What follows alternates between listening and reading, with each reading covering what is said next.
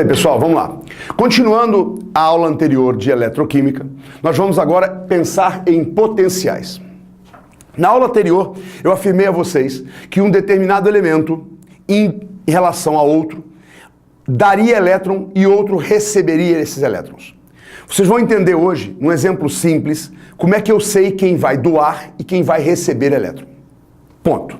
A primeira coisa que eu tenho que dizer a vocês, de maneira bem sucinta, é que foram dados valores os quais você não precisa saber, chamados potenciais. Quantidade de energia necessária para dar ou para receber elétrons, ou seja, para oxidar ou reduzir. Cada elemento tem a sua e foi padronizado em cima do eletrodo padrão de hidrogênio. Foi convencionado que o hidrogênio teria valor zero e todos os outros elementos tabelados seriam maiores ou menores do que zero, ou seja, positivos ou negativos. Vou te dar um exemplo simples, o mais comum, da pilha mais comum que tem, que é zinco e cobre. Estou afirmando a vocês, e na prova, e no vestibular e no Enem virá esse valor já pronto, que o potencial do zinco é menos 0,76 e que o potencial do cobre é mais 0,34. Alguns autores, alguns livros e algumas provas podem ter alguma variação nesses valores. Vamos atribuir esse valor propriamente dito. Começamos. Primeira coisa que eu peço a vocês, analise as reações. Essas reações são de oxidação ou de redução? Ponto. A maioria das provas vai te dizer que este potencial é de oxidação ou de redução. Mas antes disso, olha só, essa reação não é de redução, de 2 mais para 0 não é redução. Portanto, eu posso afirmar que esse potencial é um potencial de redução. Ora, a reação do cobre também, de 2 mais para 0, também houve redução. Portanto, esses dois potenciais são de redução. Muito bem. É óbvio, se eu pensar na reação inversa, ou seja, o zinco 0 se transformando em zinco 2+, eu passo a ter um outro potencial, de igual valor, só que de sinal diferente. A este potencial eu dou o nome de potencial de oxidação. Quantidade de energia necessária para oxidar. Potencial de oxidação. Muito bem. 90% dos casos, 90% das provas são dadas em cima de potencial de redução. Por isso eu vou afirmar em cima disso. Preste atenção.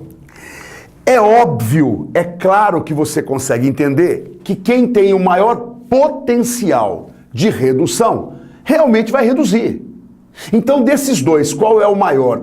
Neste caso, é o cobre. Então, obriga a que o cobre sofra redução e obrigue ao zinco a sofrer o quê? Oxidação. Isso é a única coisa que você tem que saber. Não interessa quais são, se é A e se é B. Eu vou ver se é potencial de oxidação ou de redução. Se for, por exemplo, como na maioria das vezes, potencial de redução, o maior potencial de redução vai realmente reduzir, obrigando ao outro a oxidar. Sempre será assim. Então a primeira coisa, eu já descobri quem oxida e quem reduz. Com isso, eu consigo determinar um negócio chamado de DDP, ou força eletromotriz, FEM, ou ΔE. Vou repetir. Diferença de potencial, força eletromotriz ou variação de potencial. O que é isso? É pegar os potenciais de redução. Normalmente, vou te ensinar por redução. Por oxidação é exatamente a mesma coisa. Mas vamos, na maioria das vezes acontece redução, assim eu farei. Potencial de redução. Você vai sempre pegar o maior menos o menor.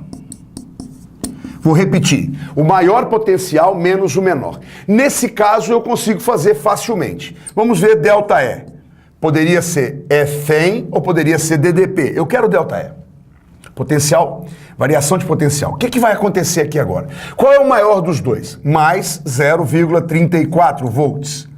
Qual é o menor? Este. Como menos com menos vai dar mais, 0,76. Ou seja, uma pilha formada por zinco e cobre lhe dará uma voltagem de 1,1 volts. Não interessa o tamanho da pilha, isso tem que ser frisado. Não interessa se é uma pilha palito, uma pilha média ou uma pilha grande. Se ela é formada exclusivamente de zinco e cobre, essa pilha originará 1,1 volts. Isso é fixo. Ponto. Mesmo que a DDP seja a última pergunta de uma sequência de uma questão, eu peço a você que a faça primeiro. Porque quando você virar essa reação que eu vou fazer agora, pode você imaginar, como anteriormente em lei de Hess, em termoquímica, que eu mudaria o valor. Se eu multiplicar por 2, multiplicaria esse valor por 2. Aqui não. Aqui não. Aqui, se eu multiplicar por 2, por 5, por 3, o valor continua sendo o mesmo, pela explicação do tamanho das pilhas. Não interessa o tamanho que é a pilha, a voltagem sempre permanece a mesma. Interessa qual é o elemento. Continuando. Se eu sei que isso é verdade, se esse sofre oxidação e esse sofre redução, essa reação, quando ela acontece, ela vai manter-se como estava anteriormente. Então ela vai continuar sendo cobre 2+, ganhando 2 elétrons, virando cobre 0. Porém, esta reação que aqui está, ela será invertida. Ela vai virar, porque agora eu sei que aqui vai sofrer o quê? Oxidação. Por isso é que vai ficar daquele jeito, ó. Uma sofrendo oxidação e a outra sofrendo o quê? Redução.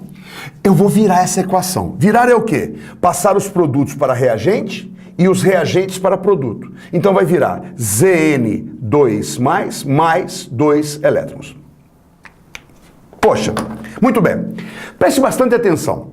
Se aqui ao invés de 2 elétrons tivesse 1, se fosse cobre 1, aqui eu teria que multiplicar todo mundo por 2.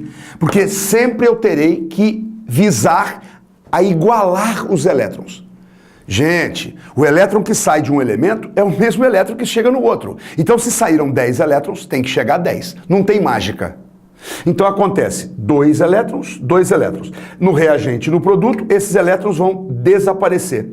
E eu passo a ter a reação global, como o exemplo da aula anterior. Então eu venho zinco 0 mais cobre 2+, originando zinco 2+, mais cobre 0. Puxa vida, gente. Esta reação é a reação de redução, esta reação é a reação de oxidação e esta é a reação o quê? Global. Peço a vocês, procure na sua apostila, procure em um livro outros potenciais, escolha 2 elementos e faça essa sequência. Isso é a segunda parte de eletroquímica. Muito obrigado.